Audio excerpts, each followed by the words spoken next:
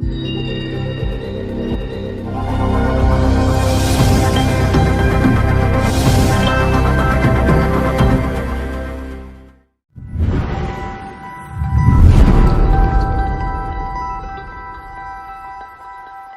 with the Forensic Corner, we have Mr. Cloyd Steiger, who's a former chief criminal investigator, and he has also been a homicide detective from 1994 to 2016, where he investigated different type of cases like serial murders, mass murders, domestic violence, and also cases that involve death.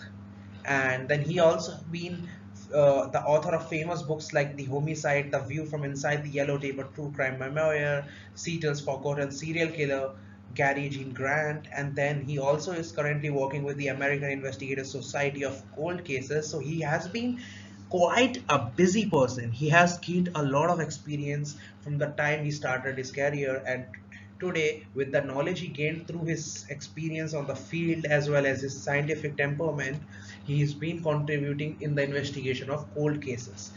Apart from that, he has been appeared in various type of books like Smoke, Mirrors, and Murder, Footsteps in the Snow, and he has been part on various TV shows. You can see right here the list never is not ending, and it's going to increase in the upcoming future because that's what we pray for.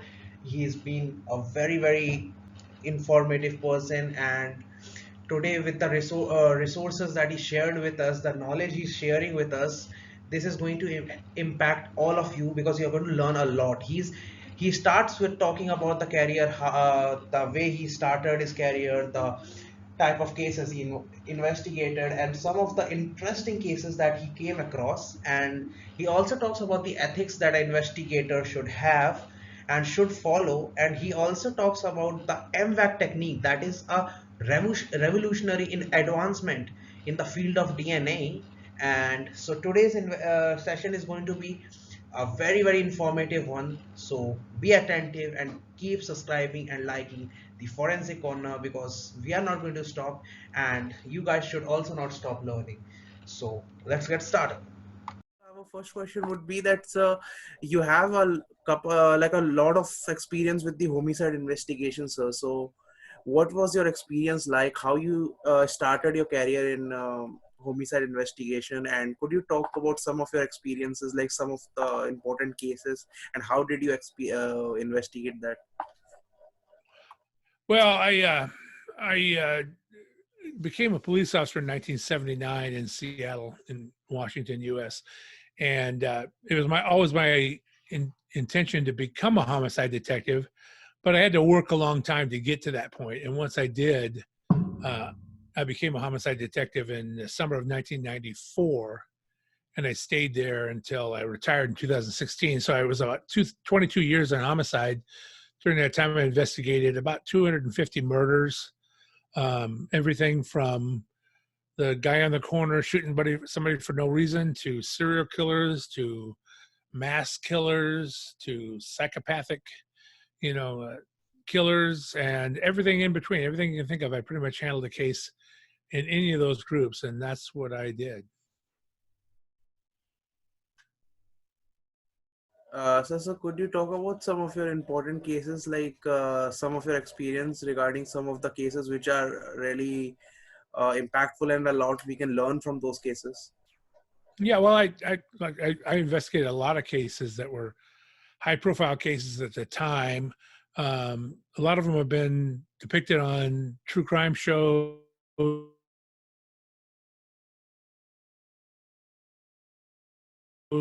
I did, like I said, I did 2 serial murder cases when I was working directly. I worked on others who when it's like cold cases when I didn't know they were serial cases when they happened, but they were.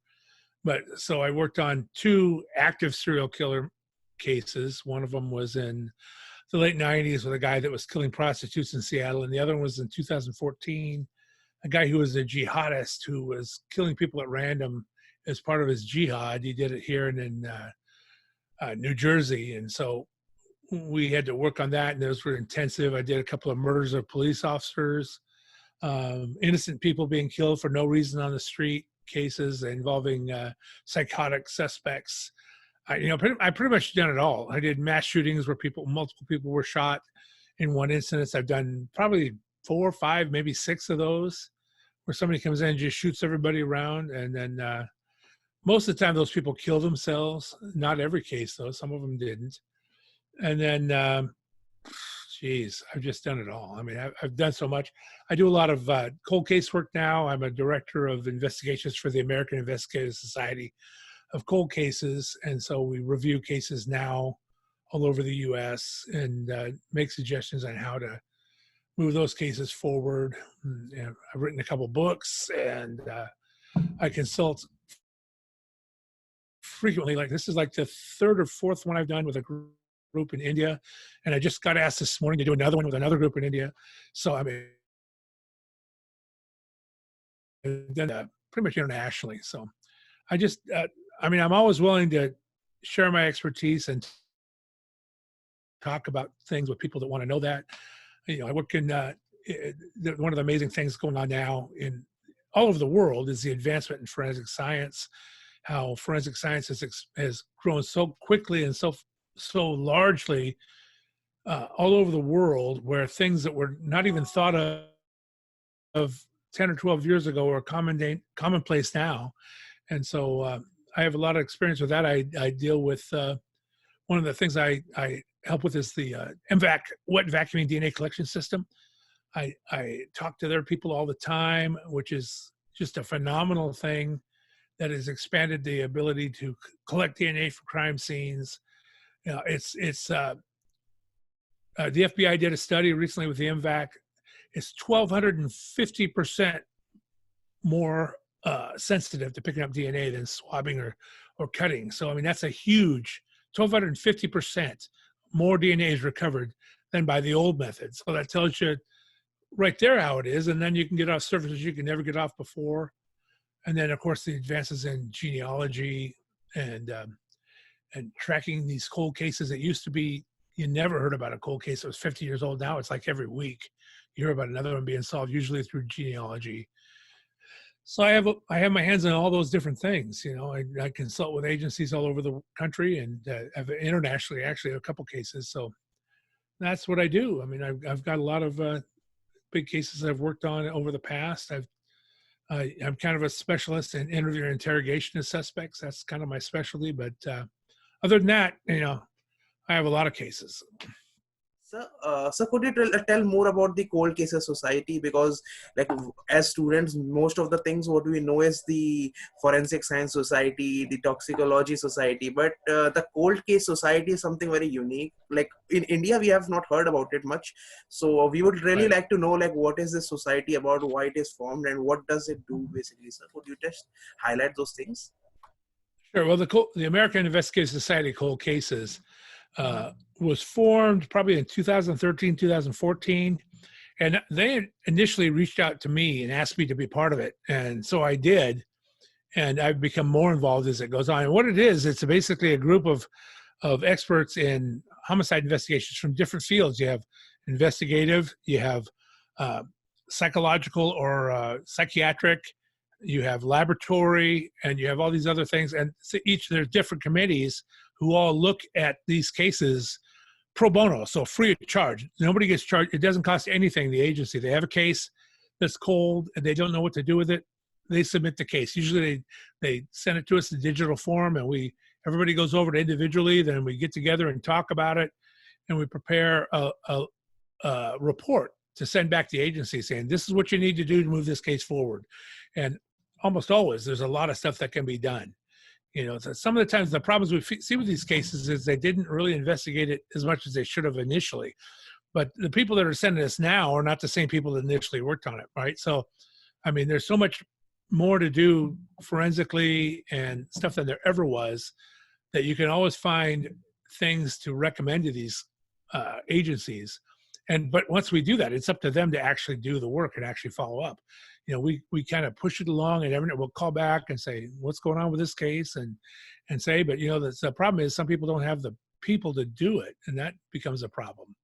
But at least they're asking. So like I said, we get involved in a lot of cold cases from all over the country, all over the U.S., and read them through. We have to have the whole file and say what you've done. And sometimes we tell them things that they never even thought of. That's the point. because we have a lot of experience, and a lot of these agencies are smaller agencies that don't have a lot of experience. So we like to tell them, this is what you need to do, and that's what they need to hear. And so then they just have to go do it. Sir, from the time you have started your career till the time now at the present, how do you say that forensic science, how much does it evolve according to you, sir? The usage back then and the usage now?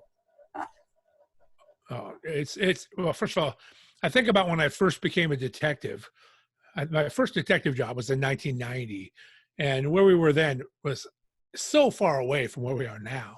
I mean, even DNA was being used, but you needed such a huge sample. You need to sample a biological fluid about the size of a quarter, or a pretty big size coin. Well, now you only need a few cells, right?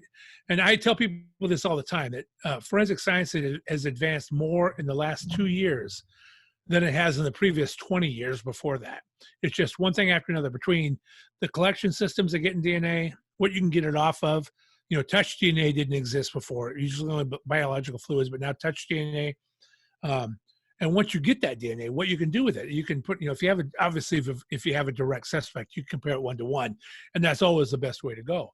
But if you don't, you know, then you run it in CODIS, which is a DNA data bank, and see if you get hits there. There's familial DNA that you could put it in there, look for not the suspect, but a close family member of the suspect that might be in a database. Or you can go to the genealogical route, which is another completely different type of DNA. You have to have raw DNA to begin with to go genealogically, because you have to, it's processed differently than the PCR DNA that you have for forensic DNA now. You have to do what's called SNP DNA for forensics. And then you can, then you have people that are just, you send it into they compare it to these databases of people sending in their DNA for family trees, and you get links. And then you have to have some person, usually a woman or an older person that's the genealogist, that just starts going through the records of birth records, divorce records, marriage records, and building a family tree. And they'll narrow it down to sometimes 4 or 5 different possibilities. You know, obviously they can tell most of the time it's a male, almost always, not always, but almost always it's a male. So you have a Y chromosome. So they can say it's somebody in this family, and maybe you have 4 males that are possible. Then it's up to the detective to go figure out why any of these people couldn't be the guy. First of all, maybe they died before this crime occurred. Maybe they were in jail the day the crime occurred, right? And if you can't eliminate them, then you have to get a sample DNA from that person, either by voluntarily asking them for it, or just by following around and collecting something surreptitiously that you can then develop, and then do a 1-to-1 to say that's the guy. Then, of course, you have to drag the guy back in. You have to actually take a cheek swab and have it done again to confirm. And once you have that done, you know, you pretty much wrapped it up. And people always say all the time, well, what if the court doesn't allow that? And I tell them, the genealogical DNA is not evidence. It's the lead. It just tells you, it's no different than the person down the street saying, I saw this guy go into the house and night of the murder, and it could be this guy. And you have to do the work to confirm it. That's the same thing as genealogy. It's not evidence. It will never be presented in a court of law. It's just someone, look at this person. The evidence is the actual cheek swab you take from the person to confirm at the end. That's the only thing that's any physical evidence in the case. So it's just a matter of, it's just a huge breakthrough in criminal investigation. So, like you mentioned about the geological evidence, it's not presentable in the court. So, why is so? Why is the reason for that? Like, why it is not admissible? Well, because it doesn't matter. Oh. It's not that it's not admissible. It will never be presented because it doesn't matter. It's not evidence in itself. It's just caused you to look for that suspect. It pointed you in a direction. That's all it is. The only evidence is when you finally find the suspect and you physically swab their cheek and send that in to be matched against the unknown DNA. And when that matches, that's the only evidence that needs to go to court. The rest of it's just leads. It's not anything that will ever be, it doesn't need to be presented because it's not physical evidence. Okay, sir. Sir, like you have started, when you started your career, you have investigated a lot of cases like serial cases, mass cases, and a lot of mass shootings and now you are investigating the cold cases also. So sir, in these what is the difference between these, like according to your experience, what was the difficulties and what was the change you experienced when you started with cold cases investigation apart from your homicide experience, sir? Well, the fresh cases, you get my phone will ring at 2 o'clock in the morning, and I'll have to go to someplace, right? And then it's all boom, boom, boom, boom, happening very quickly, and everything. You have to stay ahead of it, and you have to get stuff done right away. Cold cases are completely different because they're years old, so there's no rush. It's more meticulous, following up on things, checking things that haven't been checked before, redoing the case. Basically, you start it from the beginning and completely do it over, but there's none of the rush that you had, or we have to get going as a fresh case. You're just going through things. You're looking, what could I do? And it's you think back, look at all the evidence you have. For example, maybe there was a scene and they dusted for fingerprints, and they didn't find any fingerprints, but they found some smudges and they lifted the smudges, right? Well, that evidence is no good for fingerprints. But if you lift that tape, there's DNA underneath that tape, and it could be the suspect's DNA. And so that's one of the things you do. Let's get the DNA from underneath that tape that was on that fingerprint card, and see who that person is. And if it's your suspect, and they match them to the scene, even though the fingerprint was not usable because they didn't have DNA when the fingerprint was lifted, right? But they don't know that they've captured that DNA, and it's there, and you can match it to a person. If it, of course, it could be somebody that's completely not related to the crime, because people leave fingerprints everywhere. That's up to the detective to figure out too. How could this person have left his DNA there innocently? Like, how can we show this is not the suspect?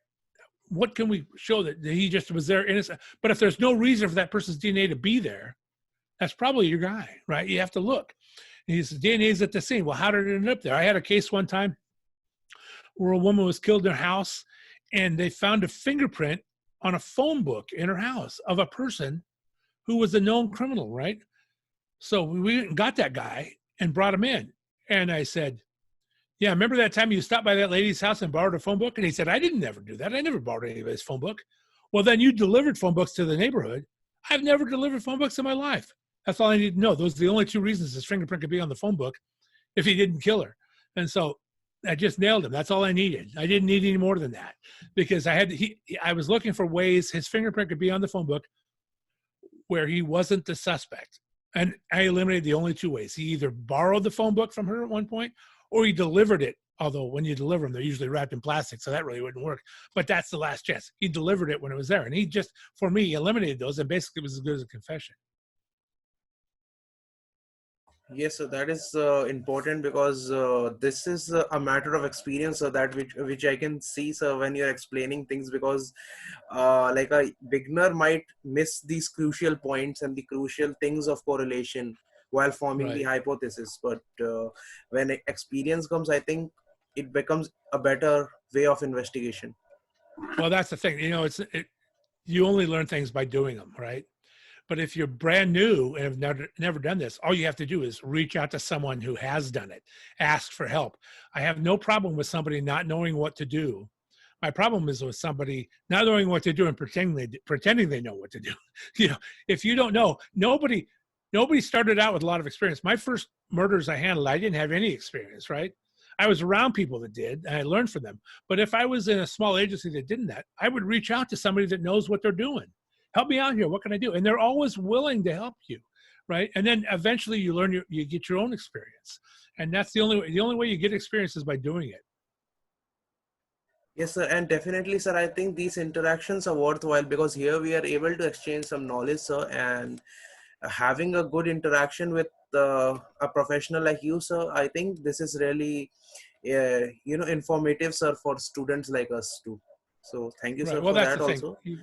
You just got to find someone in your area you can reach out to who knows what they're doing, and don't be afraid to ask for help. There's nothing wrong. Matter of fact, you're thought of more poorly if you don't ask for help than if you do. If you ask for help, people will respect you.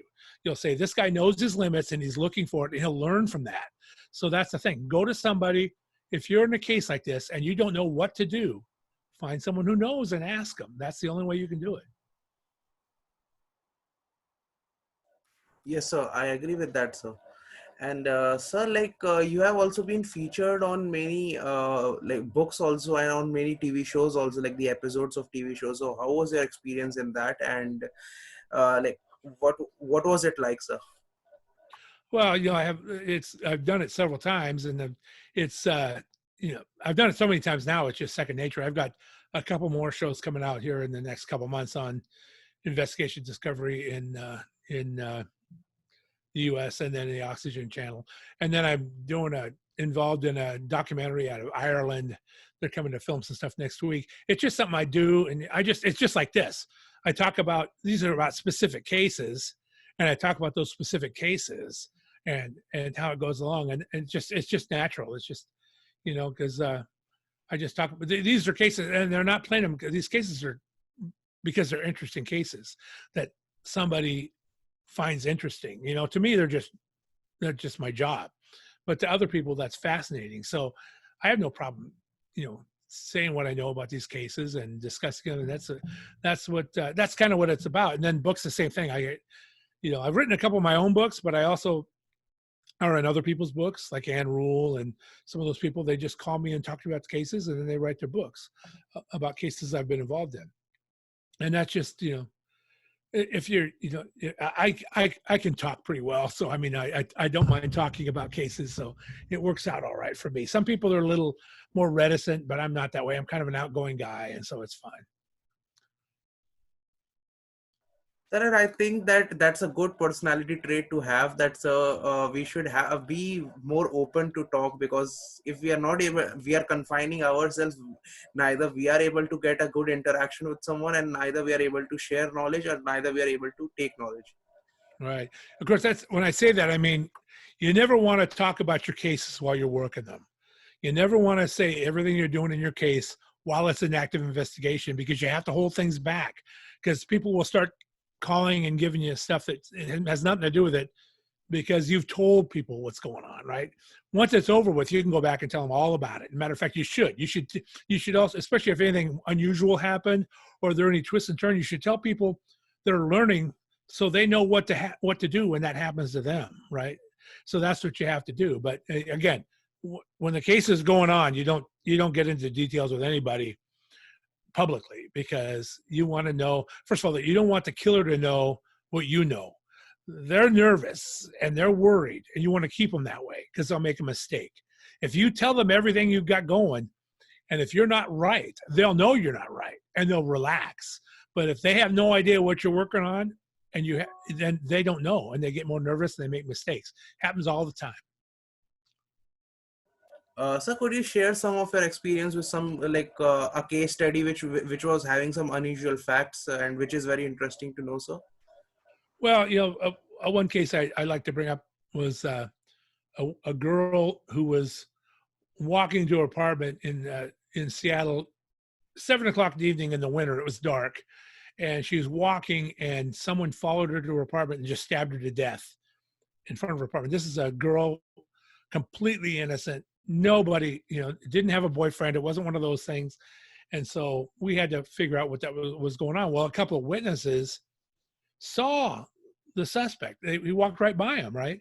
Well, that same night, a patrol officer a few blocks away stopped a guy that he thought may be the suspect. So we have the witnesses go over and look at the guy, and they go, "No, that's not him."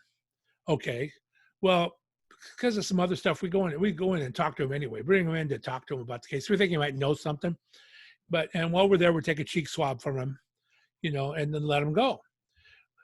We bring the witnesses in the next day to do a composite sketch of the suspect, and they do the sketch, and it's a really good sketch. It looks really good. It looks nothing like the guy we stopped.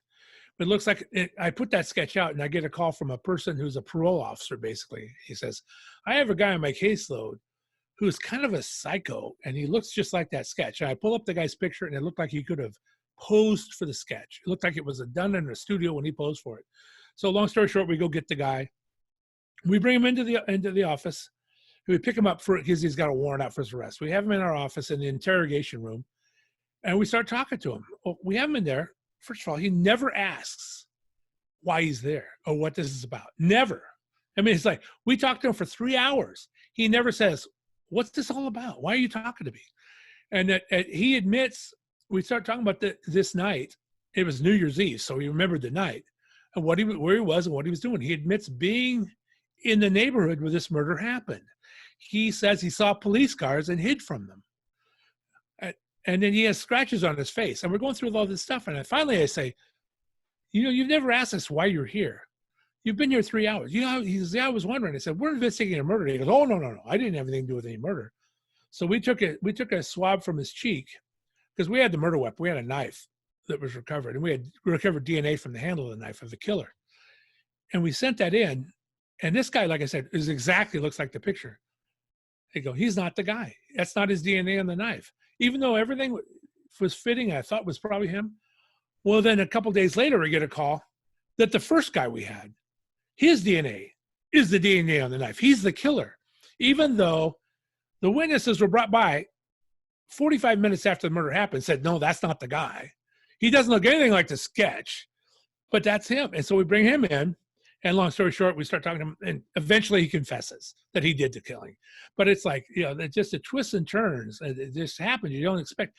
I thought for sure when we had this guy that Matt, he looked exactly like the sketch, And it ended up, he only lived a block from the guy who was the killer. So now I'm thinking maybe he was up there with him. I don't know, but he wasn't the killer himself. And ironically, then a month later, I get called to another murder. And my victim is that guy, the guy I thought was the murderer. He's the one dead now. And so because he attacked somebody and they defended themselves and killed him. And so that's the twists and turns that happen sometimes. But you have to go with the flow. You can't look at a scene and decide what happens, then try to just look for evidence that matches your theory. You have to go where the evidence takes you. And the evidence was leading me to this guy. But then I said, no, it's not him. So I have to turn 180 degrees and go somewhere else and end up being someplace else or somebody else.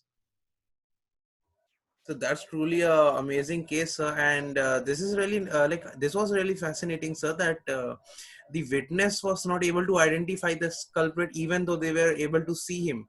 And sir, I think he walked right by him. He walked right by him on the street, right by him, and they didn't recognize him. So this could be, I think, a human error, or was it that maybe they were hiding something? Could be both the possibilities. I don't think I just think they were mistaken. It was a traumatic event. They were, in shock by it, and I just don't think they, for whatever reason, didn't recognize him. So yes, and probably, sir, I think this is a fact to be considered that, from your experience, that homicide cases like these which happened here, that the girl was killed and the witness was not able to identify them correctly. So I think these things are also need to be given matter of consideration, that sometimes the witness can fail in identification. Well, anytime you have, you can never rely on witness identification alone. There has to be corroboration. There has to be other evidence that points to that guy and says it's him. Witness identification is a starting point, but it's not the end. We would never charge somebody based only on a witness identification. There has to be other information that makes this guy your guy. And so that, a witness identification is great. And let me be straight, clear. 95% of the cases I handled, the witness identification was just perfectly fine. But there is that 5% where they're wrong. So you can't just rely on that. You can't assume because they say that's the guy, it really is the guy, unless you have other information to show you it's the guy beforehand. I had a murder, actually the serial killer I was talking about, where he picked up these guys and he ended up killing 2 people here in Seattle, or actually 3, but 2 one night, and then went to New Jersey. Well, I had a witness that saw him with the 2 victims in Seattle. And, he didn't know who he was. And long story short, he was going through all this stuff. So I made arrangements for him to meet with a composite artist the next day. In the meantime, overnight, I got information on who our guy might be, because there was a fingerprint or a palm print found in the victim's car. And so I had to meet with the artist. And when they do composite sketches. It's not like on TV where they say, well, you had this kind of hair. There's actually books with facial features, hairlines. They go through it. Look like this one, look like that one, look like, they put these pieces together, and then the artist draws a drawing. Well, I went to the artist and I said, I think I know who this guy is, but I'm going to have your guy do a composite, get all the parts first before, because I don't want to influence his composite artist. So then I already had, like I said, I had this palm print in the victim's car. So once the artist had all the parts for the drawing, I went and talked to the guy. I said, listen, I'm going to show you some pictures. The guy that did it may or may not be in these pictures, but I want you to look at all of them. I gave him 6 pictures. And he went through them, he picked the one, he puts them down, and goes, that's the guy. And I said, how sure are you? He goes, I'm 100% sure. And that's the guy whose palm print we found in the victim's car. So I had the corroboration already.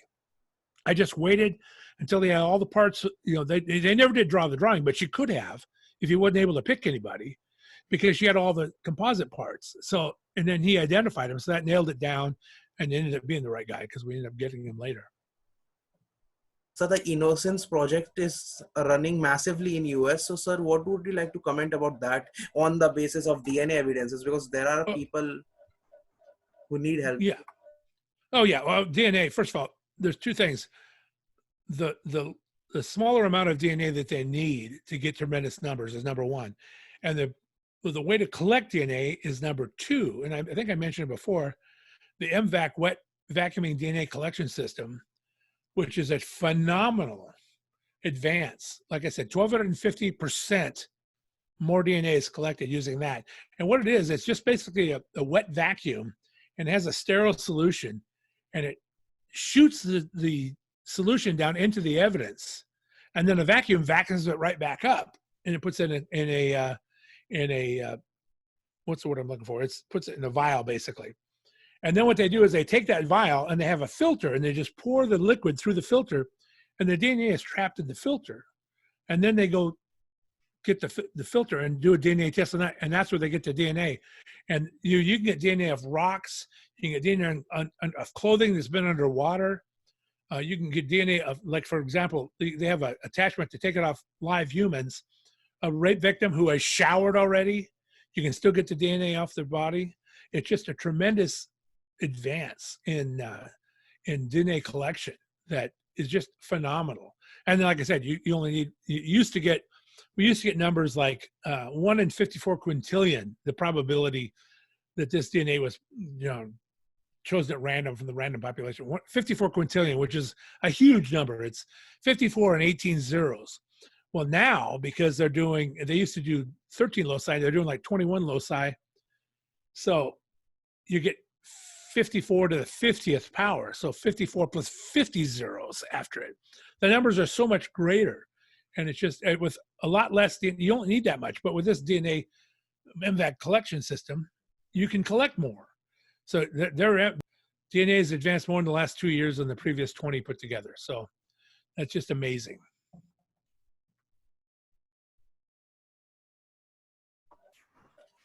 So this technique which you have mentioned is really amazing. And actually, I didn't even hear about this, but the sensitivity of this technique is really, really, really great. And I think this is going to be a more better version, because obviously more research will be done on this, sir. And I think a more advanced version will be more effective for the investigators. Oh yeah, I mean, the MVAC. First of all, police agencies all over the world have been buying MVACs. It's not just in the U.S. The president of MVAC, who I've gotten to know over the last couple of years, is always, well, before COVID, was flying all over the world to teach people how to use the system. And so it's really big. It's in Europe, Indonesia, all these places. I don't know if it's in India yet. It should be. If somebody in India runs a lab, you need to get an MVAC system, because it'll be tremendous. And at least look into it. Like I said, 1,250% more sensitive to collect DNA than swabbing or cutting, which is the old way, right? Obviously, if you got a obvious biological sample, blood or whatever, you can swab it. You don't need the MVAC. But if you're looking for touch DNA or off a surface like a rock or a brick or on duct tape on this sticky side, you can't the sticky side of duct tape, you can't swab the sticky side of duct tape because it destroys the swab. But you can MVAC it, and you can get the DNA off the inside, touch DNA off the inside of duct tape. Those are tremendous things. Even, like I said, even it's been there a long time. Well, first of all, duct tape, when it's wrapped around somebody, the layers are protected by the layers above it. There are some that are going to be touching the victim if it's a dead person, and those are going to be overwhelmingly the victim's DNA.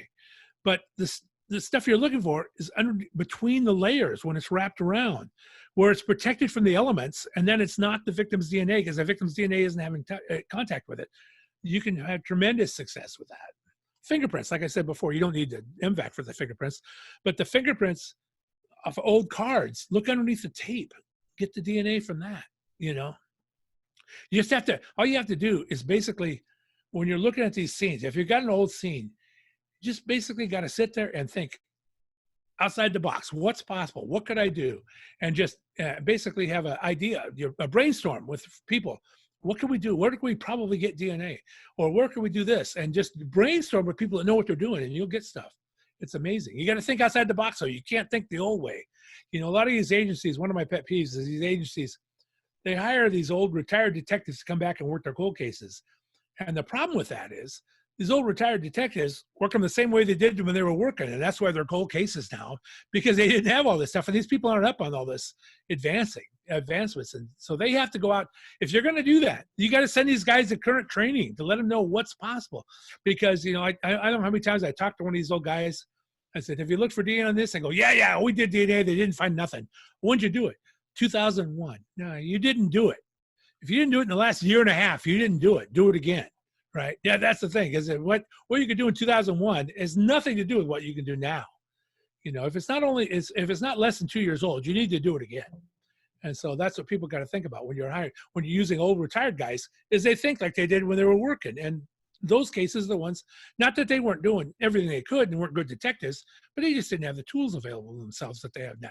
So you had to go out and get that stuff. But you have to think outside the box. You have to think modern. What's possible, not what's likely, but what's possible. And that's what you do. And that's the only way. You have to be bold. Only the bold, you know, favor fortune's the bold, right? You have to be bold and be innovative and look for this stuff. Another problem has always been with fired shell casings, right? First of all, you can't get fingerprints. People always talk about fingerprinting fired shell casings. I can't tell you. I worked homicide for 22 years. I never once in my career got a fingerprint of a fired shell casing, not once. And the reason, non-fired is different, but the reason is the heat expands and evaporates the fluids and stuff. Well, then there comes along where you can get DNA off them, right? So they're swabbing the cow. But you know, it's only like in 8-10% of the cases you get DNA. So this person, Francine Bordahl, is a crime scene person, and she thought, she knows about the MVAC, but she thought, let's take these fired shell casings and I'll put them in that solution that the MVAC is, and I'll just shake it and shake it and shake it, and then pour that through the filter. And you know what? She's having a lot of success in getting DNA, because you're getting in those little crooks and stuff and inside where the swab can't get, and you're combining it, and she's getting, you know, maybe instead of 10%, you're getting 35-40% chance of getting DNA off the fired shell casings. And that's a huge, you're quadrupling your percentage. You may not get it all the time, but you know, again, what could I do? What could I think about? Well, let me try this. Why not? What's it hurt? It doesn't hurt anything. That's what you have to think. And some people, you know, you're on the other side of the planet from me right now, right? Yeah. And you may not have access to the stuff going on or to the news about all these advances. So I'm happy as heck to tell you and talk about it. And it's exciting, and everybody that's in this field should be excited about the advances that have happened and the more advances to come. Sir, my last question, I think would be that, sir, as a experienced professional, so what would be the things you would like to tell us as students that we should keep in mind when we are going out as a on-field work? Well, you know, the thing is, when you're going, first of all, you have to be curious. You have to stay on top of what's going on. Education never stops. I mean, like I said, I'm 41 years into law enforcement now, and I'm still going to seminars and learning stuff, right? And so it never stops. You have to continually do it. And then you also have to be excited and think outside the box. Don't believe that people put up these artificial restrictions about what you can do. Don't believe that, go outside the box. Obviously you have to be ethical. It has to be founded in science, but don't limit yourself, and be innovative and be bold to try stuff that you don't know or learn stuff you don't know. And the thing is, and be, zero in on these cases, and you'll do a lot of good.